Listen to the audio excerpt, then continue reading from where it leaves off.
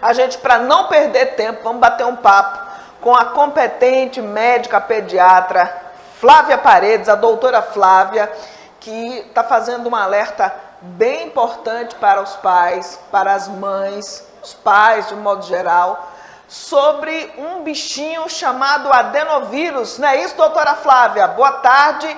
Obrigada por atender ao nosso convite. A gente sabe o quanto a sua agenda é apertada, o quanto você é comprometida com o seu trabalho, mas isso aqui também é trabalho, né? Afinal de contas, é repassar informações à população. O que faz surgir o adenovírus? De onde a criança pode pegar essa doença? Quanto tempo ela dura no organismo? Lembrando que adenovírus não é doença só de criança, não. Tem muito adulto com adenovírus também, né? Tem muito adulto. O pessoal tá em surto, realmente tá tossindo. Eu tive em Florianópolis, quem estava na minha rede social viu que eu tive adenovírus. E ainda tive um quadro de conjuntivite também, mas tem muito adulto com adenovírus. E o problema maior dele é justamente isso, ele se transmite muito facilmente. Então, qualquer contato com pessoas que já estejam doentes, ou até que estejam nessa fase finalzinha de doença, vai transmitir o vírus. Contato, às vezes a gente tosse, a gente espirra, está num local mais fechado, está mais próximo, também pode transmitir a doença. Então é comum, por exemplo, naquela casa onde uma pessoa apareceu com esses sintomas, outra também apresentar logo em seguida. Normalmente todo mundo pega. E para as crianças, um meio muito assim, fácil de contaminação são as superfícies, porque criança bota a mão em tudo, pega em tudo, bota a mão na boca. Então, às vezes, está lá, compartilha um brinquedinho na escola, pegou um lanchinho do outro colega, tossiu perto. Enfim, a criança é quase impossível, né? A gente conseguir controlar isso. Então, o contato com superfícies contaminadas também pode transmitir a doença.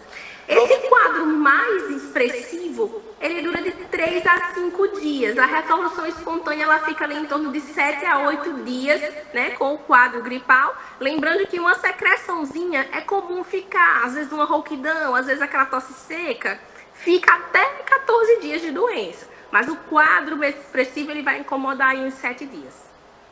Doutora, como se cura o adenovírus? O que pode ser tomado? Não sei se a gente pode dizer também se pode tomar alguma medicação em casa ou se é preciso realmente primeiro procurar o médico. Olha, prevenção, eu sempre digo, é lavagem de mãos, gente.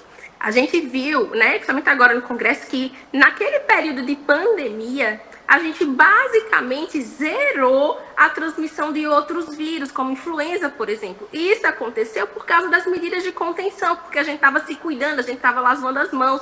E aí, depois da pandemia, os vírus eles surgiram com força total, vindo um quadro pior do que eles estavam antes da pandemia. Porque a gente não tem mais esse cuidado de higiene. Então, gente, sempre lembrar, tá doentinho, usa máscara, tá tossindo, espirrando, coloca máscara para proteger as outras pessoas também, para você não transmitir essa doença. Lava sempre as mãos, evita contato com superfícies contaminadas, evita ambientes muito fechados, principalmente se você estiver apresentando algum sintoma gripal. O tratamento, ele depende muito do que está acontecendo. A conjuntivite, ela se resolve espontaneamente. A lavagem com soro, a lavagem dos olhinhos com soro, ela resolve espontaneamente. A lavagem nasal alivia esses sintomas. Da criança, principalmente, ela vai conseguir respirar melhor, ela vai tossir menos. A nebulização também vai ajudar. Muito líquido, se hidratar bastante, né? Não, às vezes a criança não quer comer nesse período, então a gente não precisa forçar ela a comer, a gente tem que hidratar bastante essa criança. E vai medicando de acordo com o que vai aparecendo. Mas aí precisa realmente da avaliação para poder medicar. Doutora, esses sintomas também são os mesmos sintomas nos adultos? Sim, os mesmos. Os mesmos sintomas.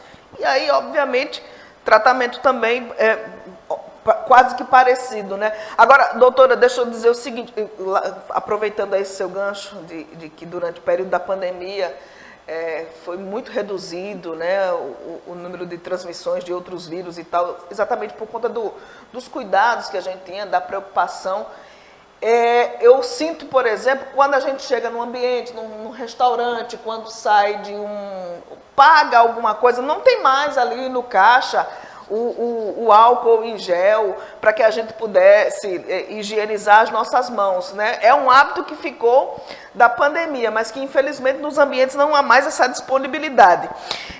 Eu pergunto a você também o seguinte: Eu estou observando que algumas mães estão me relataram que seus filhos estão apresentando também a conjuntivite. Será que é relacionada ao adenovírus ou uma coisa não tem nada a ver com a outra?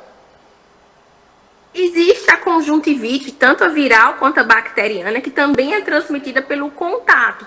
Mas nesse período agora de sazonalidade, a conjuntivite, que vem junto com febre e vem junto com esses sintomas gripais, ela está relacionada ao adenovírus, né? A conjuntivite comum, ela nem dá febre e nem vem com sintomas gripais. É o olhinho que inflama e aí tem que tratar realmente com um colírio específico. Tem chegado casos no consultório?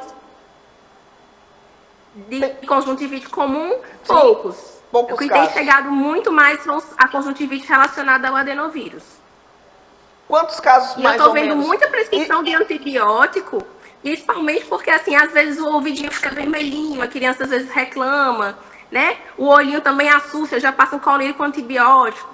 E às vezes é uma criança que merece um pouquinho mais de observação, porque o quadro vai ter uma resolução, uma evolução com o passar dos dias, né? Então tem que ficar atento a esse uso precoce de antibiótico com um pouco mais de cautela, né? Para a gente não usar onde não é preciso. Muito bem, doutora. Muitos casos de adenovírus chegando da região, nos consultórios?